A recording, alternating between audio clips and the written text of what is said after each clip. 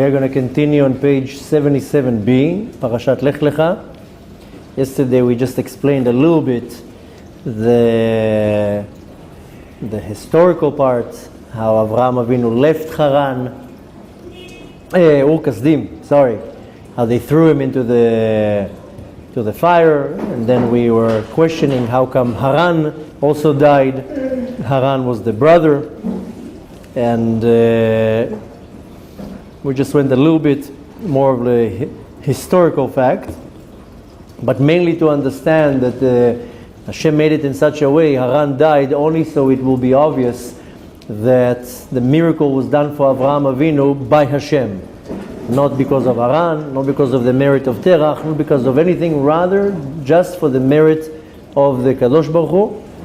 And the Kadosh Baruch Hu was the one who did the miracle. And then we explained that they went out of Ur Kasdim, Terach and Lot went with them, that's why it was saying it plural and not single. And now we continue again, page 77b, and the line starts with Beshat Adenafku, at the time when they left Ur Kasdim.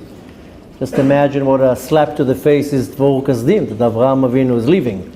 I mean, he now was promoted from chief rabbi of Ur Kasdim to chief rabbi of the world.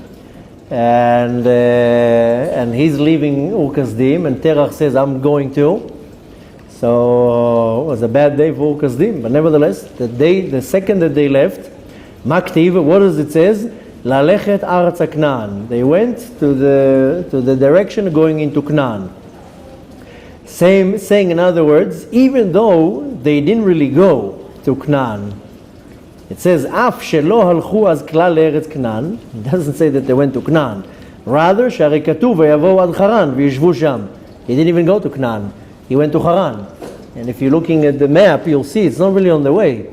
So Haran is more in the area. Some even say it's around where Baghdad is. Baghdad.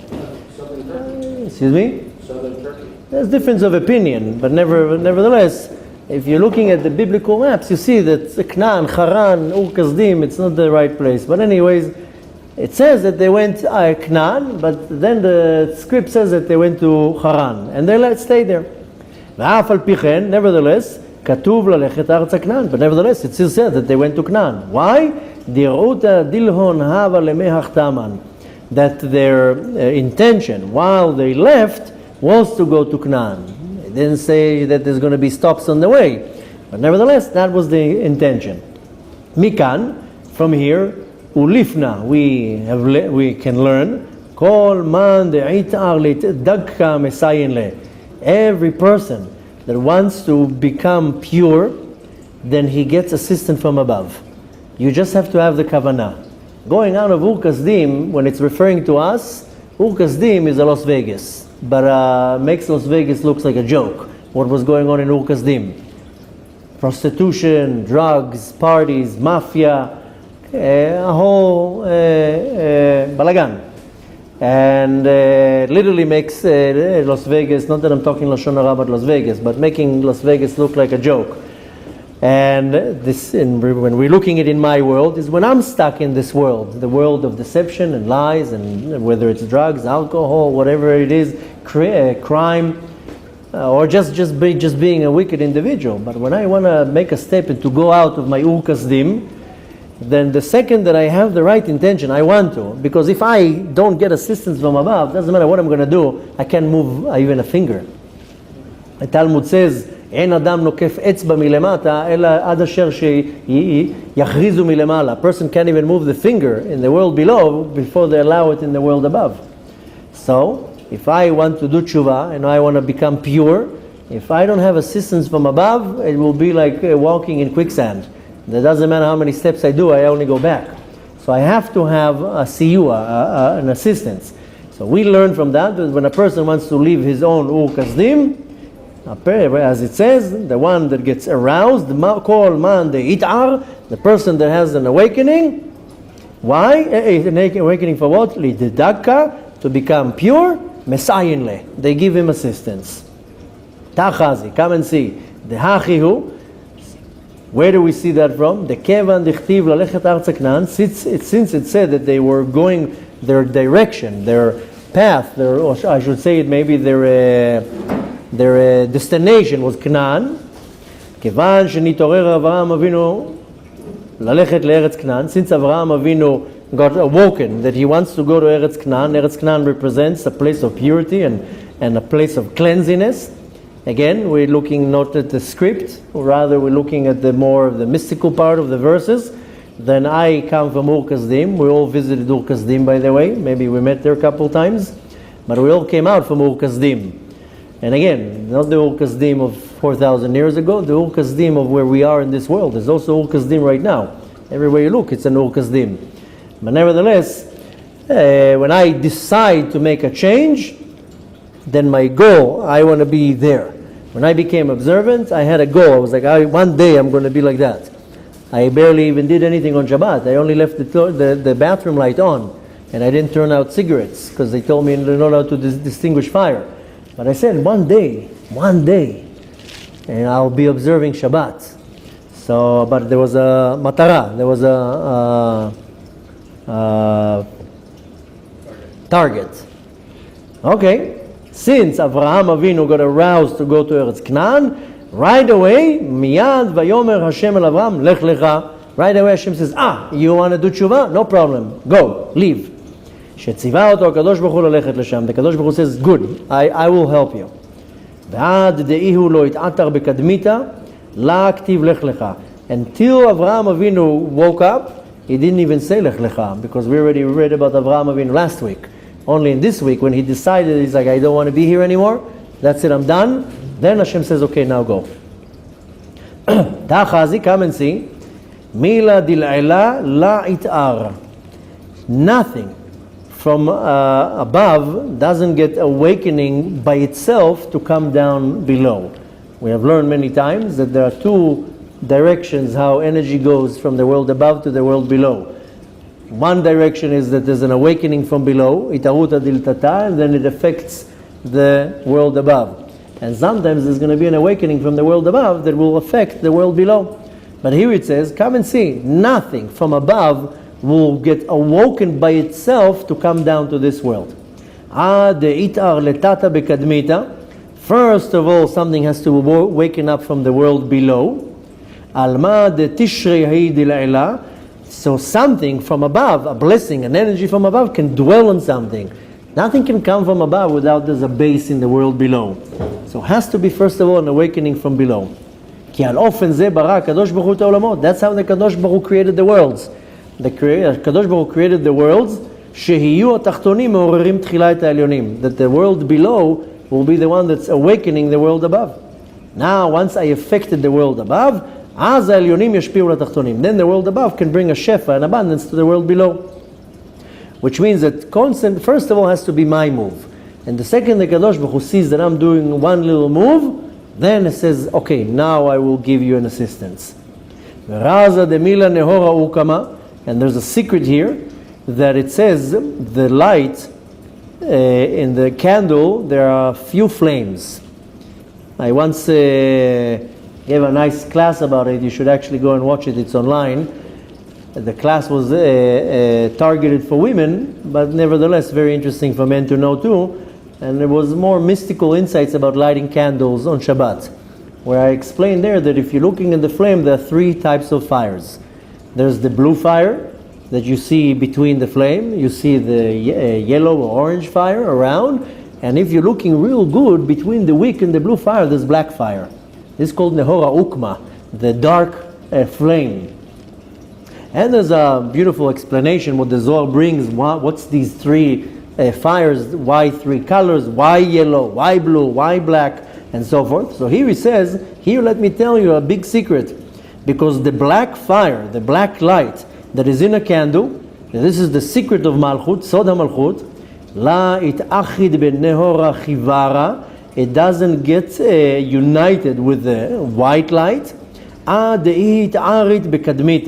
till it's called the white light, but nevertheless it's not the white light, it's the orange light. The Zohar calls it the white light. The black light doesn't get attached or united with the white light in the candle, that the candle is the secret of the Zeir Anpin, עד שהיא מתעוררת תחילה לעלות מן. Till it gets aroused, the black light, to arouse what we learned a couple times about מים נוקבין, about the energy that goes above. כיוון דהי התערית בקדמיתה, since the malchut first gets aroused, and this is arousing the white light, the black light, right away the white light of the Zeir and Pin can dwell on it. That's why you see that if you go during the week, the first one is the black light. Then there's an intermediate, the blue light, and then comes the white light, which we see it with our eyes as yellow or orange. But if you look once in Shabbat candles, especially if they're lit up with the oil, you'll see it's more white than yellow. The Zohar calls it the white light. V'aldaktiv, and that's what it says. This is quoting a verse, and it says, Al dami lach al techerash ve'al tishkot. This is a verse in Tehillim, chapter 83, Pegimel, and it says, Elohim al dami lach al techerash ve'al tishkot. Saying, Elohim, this is referring to the Malchut, she'omrim la, that we say to the Malchut, al dami lach mileshorer, don't stop from singing. And by that, ta'ali et aman, you are able to elevate this energy from the world below to awaken the Zeir and Pin. The Zeir and Pin is the name of the Partzuf, she'ishre laich, that it will dwell on the Malchut. Beginda, and because of that, begin the light, yitpasek nehora chivara me'alma le'almin, and for that the white light of the Zeir and Pin, which is the secret of the Midah of Rachamim, that's coming from the world above, should not stop. וכן, מה שכתוב, המזכירים את השם על דמי לכם, this is a verse in Yeshayahu, chapter 52, and it says the ones who mentioning Hashem, al dami lachem, that the ones who are arousing the Malchut should not silence from arousing it. begin להתערה לתתה במה דשרי דהתערותא דלעילה, for the fact that they're arousing the Malchut from the world below, that it will dwell on it, that it will awaken the Zeir and Pin to dwell on the Malchut milemala, from above. וכן כיוון דאיתער ברנש התערותא בקדמיתא, the same way when I as a human being first make an action by an awakening from below, then from above brings on me an awakening of an energy from above to dwell on it. And what's the proof to that? Where do we learn it from? Because the verse says, and they went out with them from Ur Kasdim. Now we know it's referring to Lot and Terach. But כיוון שאברהם נתעורר ללכת ארצה כנען, since Abraham got awoken to go to Eretz Canaan, again, you don't listen to the verse right now, it's us, that we awaken up to go to a better place, Eretz Canaan, a place of purity. Right away, Mayad vayomer Hashem el Avraham, Lech Lecha me'artzecha, that is awakening from above to escort him. Basically saying, in other words, that's in a more simple way. In order for something to come from above, has to be an awakening from below. So it's almost like my child will want me to buy him something. Now my son wants to save up money to buy a computer. So what is he doing? He needs my assistance, of course. But he's smart. So he starts working. And he saved already a certain amount, and he came to me, told me, I already saved this amount. I will continue working, but maybe you can help me buy the rest of the computer, or lay down the money, or whatever. So this is a smart move. This is a ta'uta dilintata. He makes a move. Now it's coming to me. Just imagine how I react. If he would just come and tell me, give me money for a computer, then he would get a lech mipo, uf mipo, go away. But he comes to me with a good act, with a good intention, with the proof. Here, I'm willing to do the first step. Now you're doing the first step, I'll go to your direction too. This is a kind of equivalent to itaruta diltata, that I do a certain action, and Hashem says, "Oh, you took a step, I'll make the rest." So when we want to compare this story to our life, then we are also stuck in Ur Kasdim. Our soul is Avraham Avinu; it's a pure soul, but it got stuck in Vegas, in Los Angeles. I don't know where it got stuck, in all sorts of place of filth. But then the neshama, it wants to take a move. and like a car that doesn't start. So the second the neshama has a matara, has a target, says, I want to. Then Hashem says, okay, now I'll do the rest for you. Now we continue, and he says, Vayomer Hashem el Avraham Lech Lecha. Hashem told Avram, Lech Lecha, go, leave your house, your place of birth, your place of residence. Amar Rabbi Elazar. Rabbi Elazar said, Lech Lecha means legarmach, meaning go to yourself, to your own benefit and for your own pleasure. What does that mean? Le'at takana garmach. Before we continue, it says there is a drasha from our sages that every time the Torah says the word lecha, it means for your benefit. So how many times do we find the word lecha in the Torah? Here we say lech lecha. Lech means go lecha. It's for your own benefit. We find it many times when Moshe Rabbeinu sent the spies. It says shlach lecha anashim. It's for your benefit. And how many times do we say a day pitum aktoret kach lecha samim nataf shchelet ulevona. It's for your benefit. So every time we see in the Torah the word lecha, as Hashem says, it's for you. So here, if we're looking at, and we always need to look what the Zohar is interpreting, is telling us that we have to look, not to look at the story, rather to look how I'm placed here. And when the Torah, when Hashem tells me Lech Lecha, any time that I live my comfort zone, because when you're thinking about it, Avraham Avinu was in a comfort zone. He was already in a city, everybody knew him, he already had miracles, everybody was afraid of him. He was the chief rabbi of the city, people coming, kissing his hands, giving him presents. Now leave your comfort zone when nobody knows you. So I also have to leave my comfort zone every now and then. And I also go on all these journeys in my life, when usually the journeys are not so fun. I go to new places, I don't know anybody, people don't know me, now I have to find a job, find a house. But nevertheless, the journey is only for me. So here comes Rabbi Elazar and he says the words Lech Lecha. It means legarmach, for you. It's for your own benefit. It's for your pleasure and for your own benefit. What does that mean, for my own benefit? Le'atakana garamach. In order that you will do a rectification for your own soul, for your own nefesh. How? By al yadei kiyum mitzvot be'eretz Yisrael. By fulfilling the mitzvot in the land of Israel. You know that when you live in Eretz Yisrael, by default you are fulfilling 26 mitzvot. There is a whole argument here between the Ramban and the Rambam if living in Eretz Yisrael is a mamash mitzvah aseh doraita. So the Rambam says yes, Rambam says no, but nevertheless, maybe it's the other way around, I'm not too sure, I don't remember, but nevertheless, not too long ago I heard the rabbi of the city, the chief rabbi of the city, Rav Shmuel Eliyahu, and he says also, yeah, live in Israel, it's a mitzvah aseh doraita, which means that every second that you hear, the clock is ticking. You're fulfilling a mitzvah aseh, a positive mitzvah from the Torah, which means that when you don't live here, you are mevatel a mitzvah aseh. But nevertheless, so here he says that how do you rectify your nefesh? By fulfilling the mitzvot in Eretz Yisrael. Now here is not referring to physically in Eretz Yisrael, rather Eretz Yisrael means in the place that you are connected to the Torah.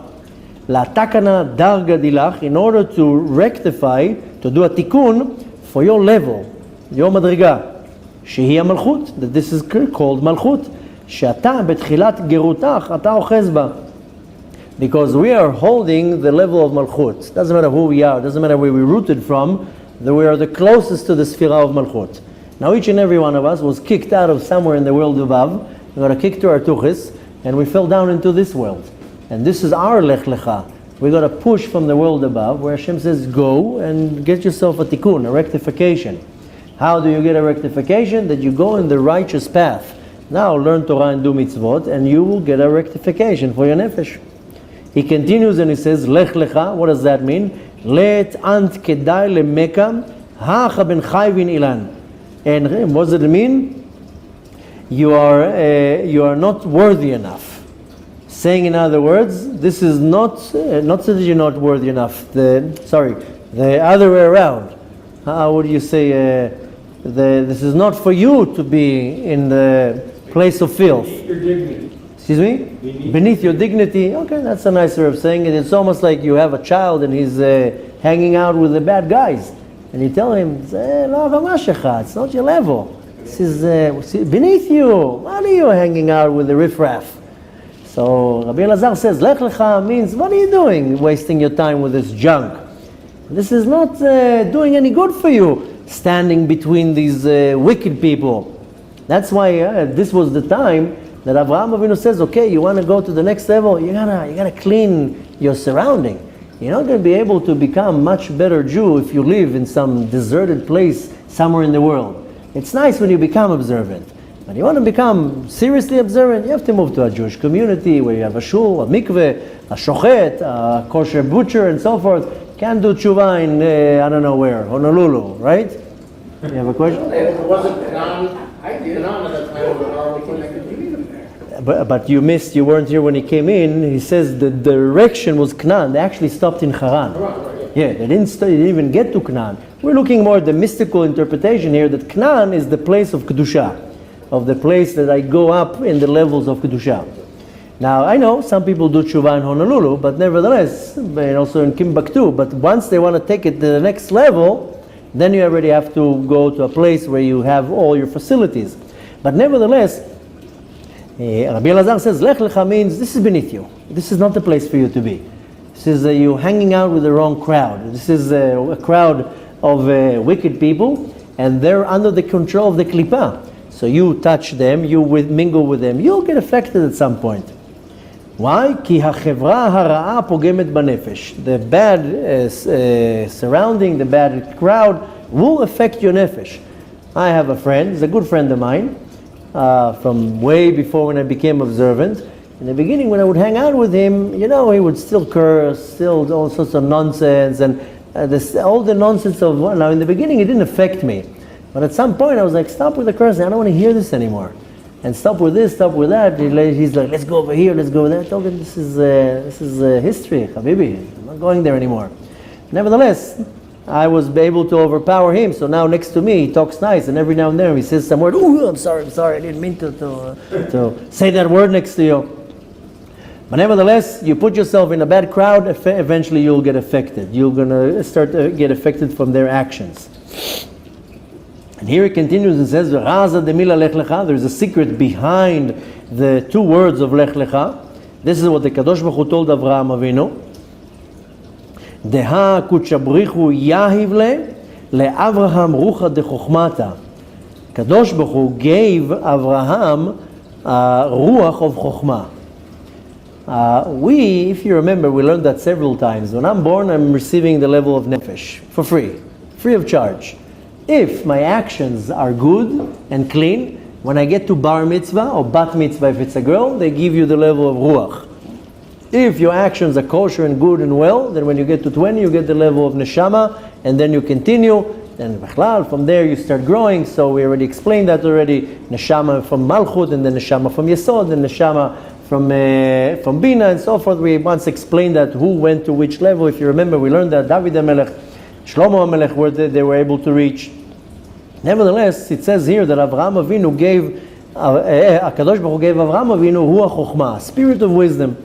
V'hava yada tzaref sitrei deishuvei alma, and he knew, and he would add to his wisdom that Hashem gave him all the physical powers that he had possession over in the four corners of the world. Avraham Avinu was a very powerful individual. It wasn't, people say Avraham Avinu, they imagine some guy with a long beard and shaking a little bit and a cane. Avraham Avinu was, how we say in Hebrew, lo frayer. Gibor. What? Gibor. He was a gibor. First of all, he was a fighter. If you want to look first, I was about to start with more of not the physical part, the mental part, the emotional part, the spiritual part. Was a great prophet. He was able to do great miracles, had a very high level of Ruach HaKodesh, a very high level of prophecy, but nevertheless knew all the wisdoms of Kabbalah, the real Kabbalah coming from Sefer Yetzirah, Malach Raziel. He knew some serious stuff. Then when you go to the physical part, you know what a hero he was, went and fought big kings, fought against our complete full armies by himself. So in Hebrew we say lo frayer. Bekitzur, so Avraham Avinu was a serious individual. Again, this is not somebody to he went against Nimrod. You know what it is to stand in front of Nimrod? It's we don't even have a Nimrod in our generation to compare something like a Nimrod. If we would have somebody like Nimrod in our generation. But nevertheless, he's a brave Gibor Milchama, and more than that, he had control over all the natural powers of the world. So he knew all the sorceries, all the witchcrafts, all the magic, everything. But he had control over it. He was able to control the natural powers of the four corners of the world. So he took all them, plus the spirit of wisdom that Hashem gave him, and he put them together. And he uses here the word metzaref. This is the word the Zohar is using. Metzaref means to take a few things and put them together, to combine things. But it has the same root from the word in Hebrew, tzoref. Tzoref is like a silver maker. How do you call it? Silver maker? Silversmith. If you remember, a month ago we were singing in Yom Kippur about the Kadosh Baruch Hu, that we are like the material in the hands of the silver maker. That's what we say. So silversmith. So nevertheless, so it's metzaref vetzoref, same root. And the tzoref shemetzaref hakesef ma'asigim. If you remember, we talked about it a couple times, that in order to make something from silver, then you have to remove all the dirt out of the silver first. So a tzoref, a silversmith, knows how to remove the dirt out of the silver. This is the same way what Avraham Avinu used to do. He was able to take all the dirt out from anything, leave it out, and remain the good quality. His brain, his wisdom was so refined that he was able to take anything in the world from the spirit of wisdom and to separate the junk, what's called sigim. Sigim is the dirt, and keep the pure part. How many evil forces came against Avraham Avinu? He was able to control them and to throw them. And he was able to go into any type of material, any type of power, any type of magic, and to remove the junk and extract from it the power of Kedusha, of holiness. He was able to reach to the secret of the 70 nations, because everything in the world has a nation, a spiritual minister. Everything in the world has a minister. There's a minister that controls the water, a minister that controls the weather, and there's also a minister for all 70 nations. Avraham Avinu was able to know how to go to the depth of every structure of everything, and he was able to understand the secret of each minister that controls all the 70 nations. As he's explaining as we go, he was able to look at a person, and here he was able to look indirectly into the minister. He was able to elevate himself to such a high spiritual level to look straight into the minister and to know what is the nature of the minister and how he dwells on which nation and on which country. He was able to know every individual, every person, every nation, to what part in the firmament it reaches to. He was able to look at something below and to see the root of everything in the world above. So he was able to know everything in creation. What is the root, the minister that controls it in the world above?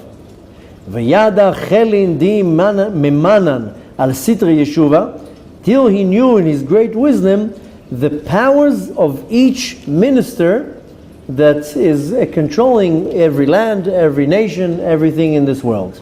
So Avraham Avinu reached a very, very high level.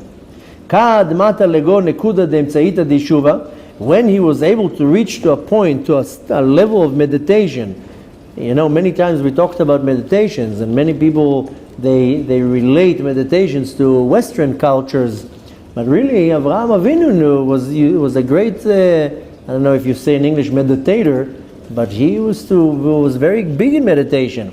That's kind of why we know that the Far East, the Eastern cultures, did I say West before?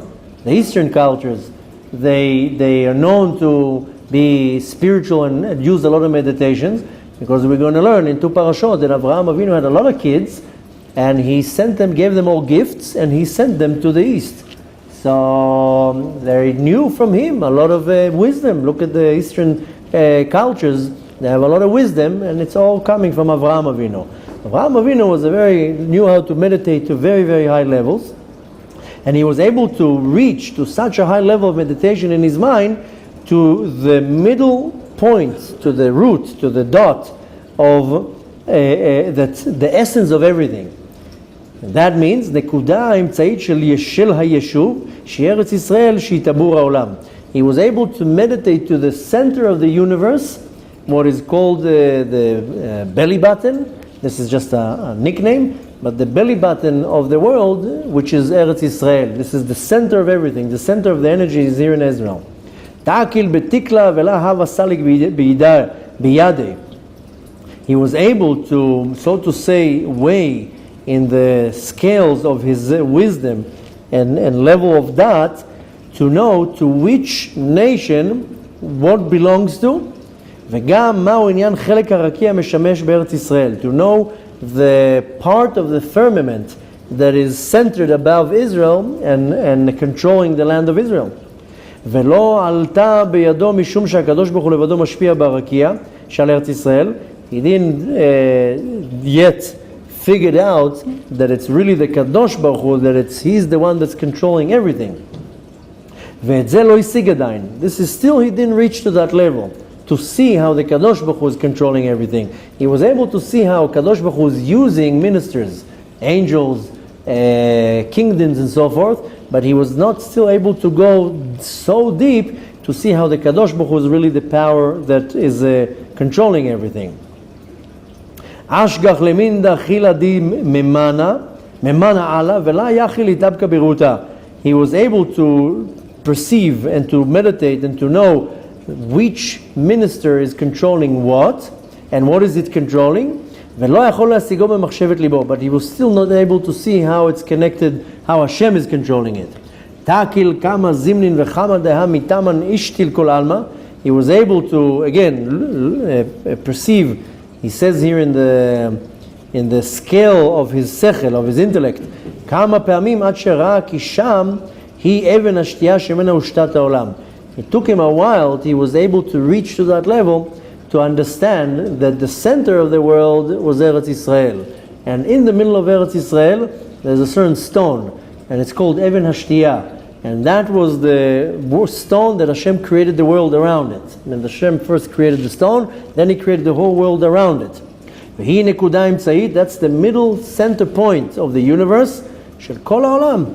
Uva yesod, and there's a foundation there, and a rule, v'klal. Kol hanimtza b'chol chelkei hayeshuv. Any person that is in the perimeter of that yeshuv, of this settlement, כיוון שהשיג את זה, since he perceived that, אשגח וצרף ותקר למינדה. He was able to observe and to meditate and to put together all this information that he was able to reach in his meditations and to know who is in charge of everything. So in the which of course is Hashem.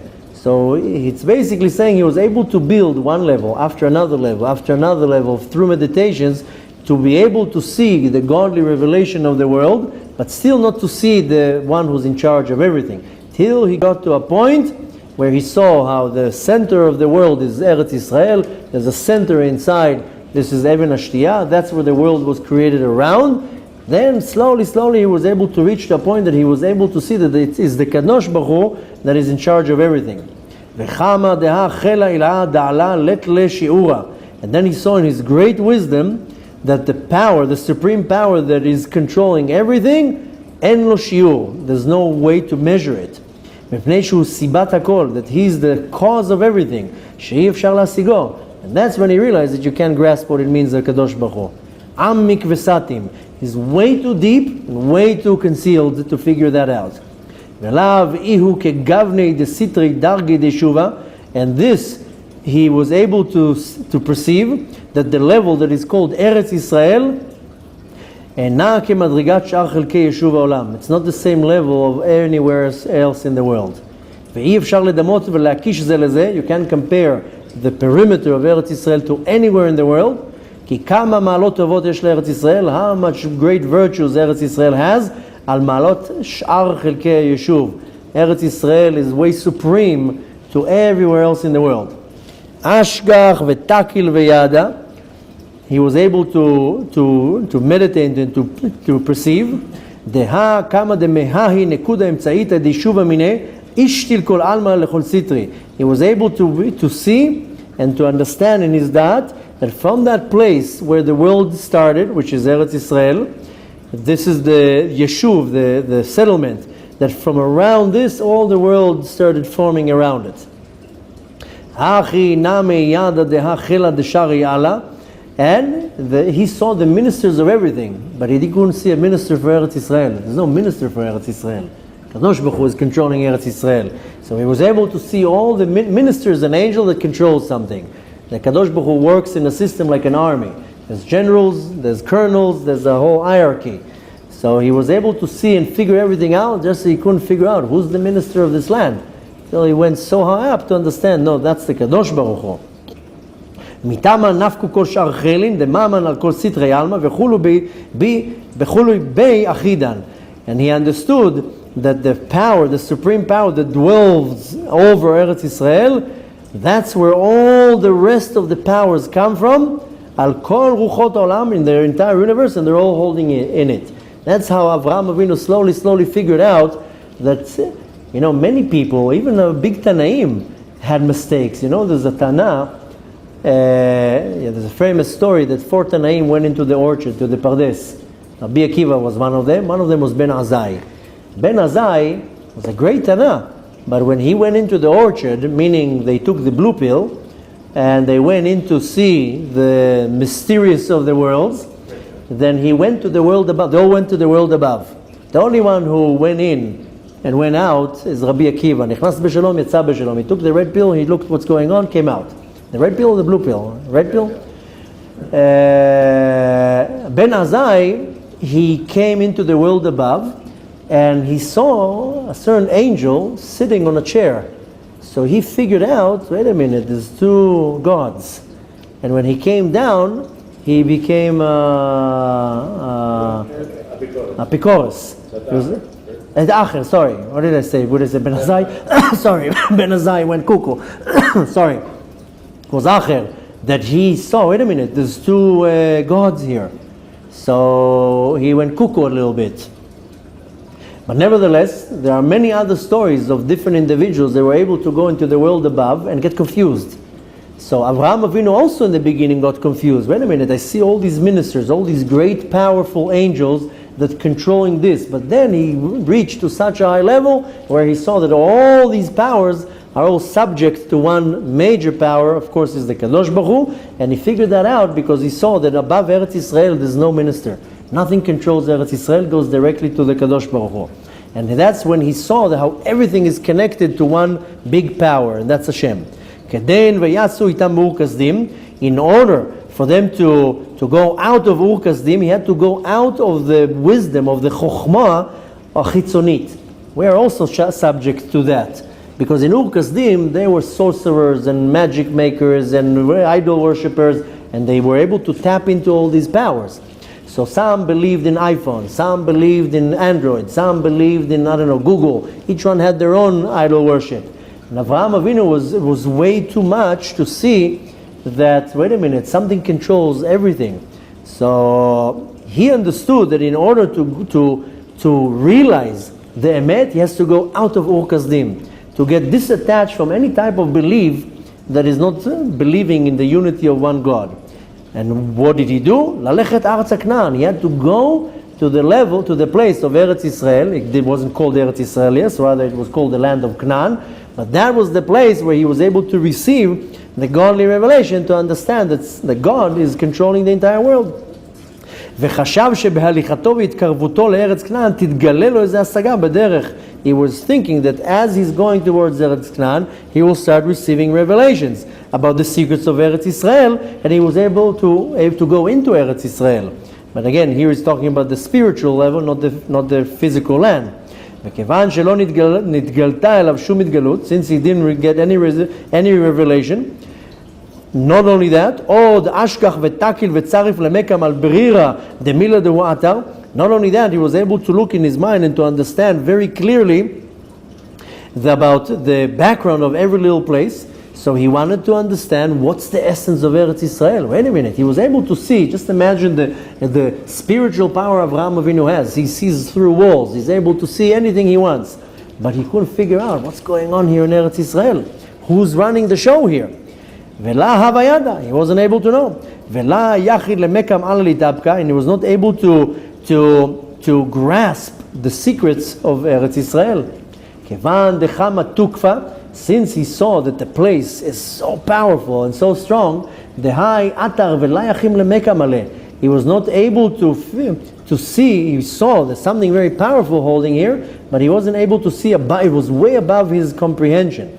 Miyad ve'avo ad Haran. So he had to go to Haran. He wasn't able yet to go to Eretz Israel, so he had to stay in Haran, in Los Angeles.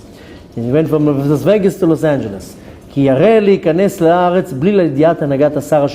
afraid to go into Eretz Israel without really knowing who's the one who's controlling the land of Eretz Israel. He thought it's a minister. Later on he understood it was Hashem. Now just we'll do one small part to finish the Ma'amar, and he says, "My Tama de Avraham." What was the reason that he stayed in Haran with Terach and Lot? And he says, "Ela deihu ava yada vetzarif bechol inun shaltin midabri alma bechol sitri deshuva." He knew that he already connected that all the rest of the places have ministers that controlling the nations. And they're running the nations of the world.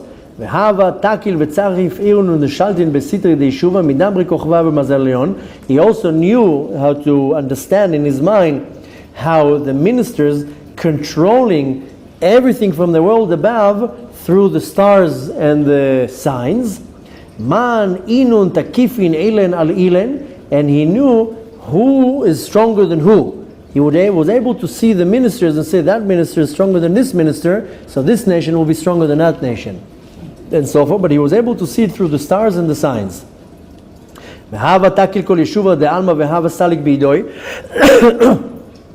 So he would take in his mind, in his essence, all the places in the world. That's how he chose where to go.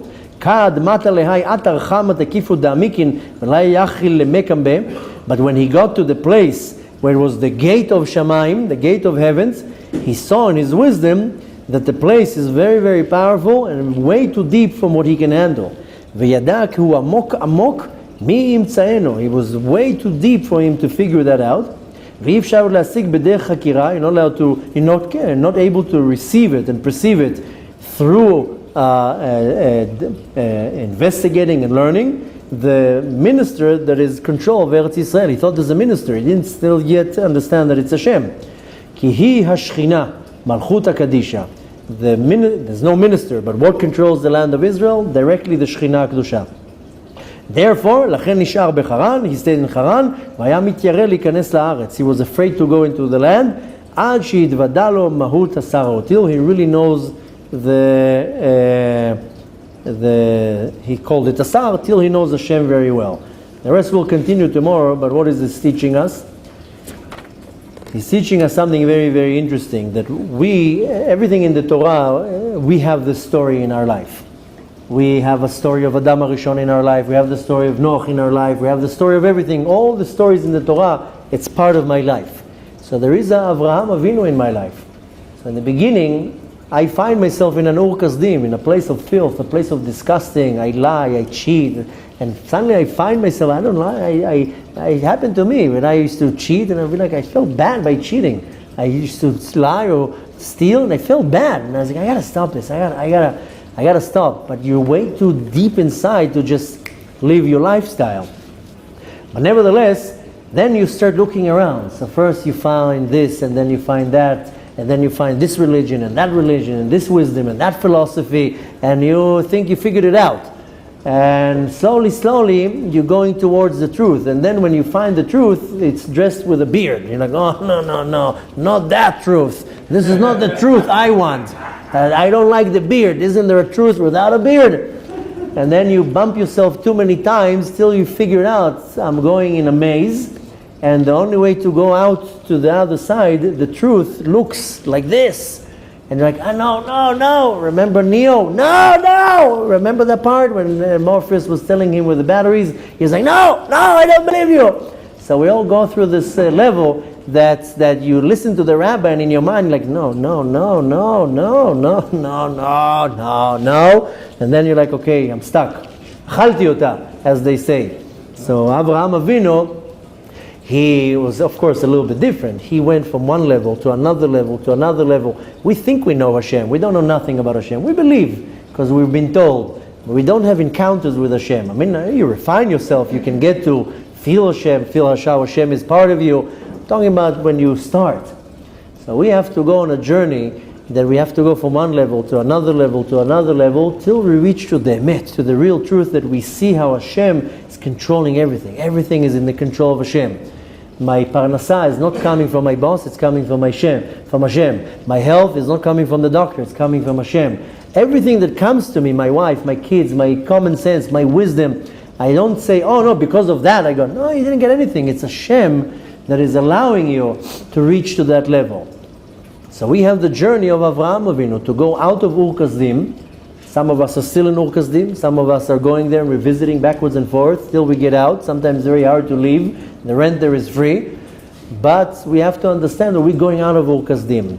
And to go to Eretz Israel, you don't just jump into Eretz Israel. And I'm not talking about the land, I'm talking about the level. That's why a lot of people, they come too fast, they get thrown out. Avraham Avinu says, whoa, let me stop in Haran first. Ur Kasdim is bad, Haran is bad too, but not as worse as Ur Kasdim. I'll go from one level to another, till I reach to a point that I really know Hashem.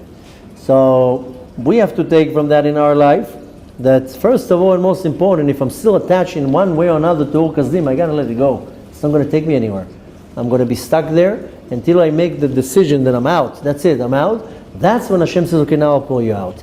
Then you climb from one level to another, till we reach to a point that we want to enter the land of Israel. I'm not talking right now the physical land of Israel, rather the spiritual land of Israel, which is the high level of holiness and purity. But nevertheless, we don't want to take the meaning out of it, the script. And we learned here another proof how being in the land of Israel, just being here, are you already standing on a much greater podium. That says the land of the Eretz Yisrael makes you smarter. Just by being here, you're already in a high level. So even when you want to perform mitzvot, learn Torah, grow spiritually, it's nice in many different places. But Eretz Yisrael, you're already flying on 4 engines, not on 1 engine. So needless to say how important it is that we're all, if you're here visiting, then you move here. And if you're not here, then you understand what does it mean to be in Eretz Yisrael.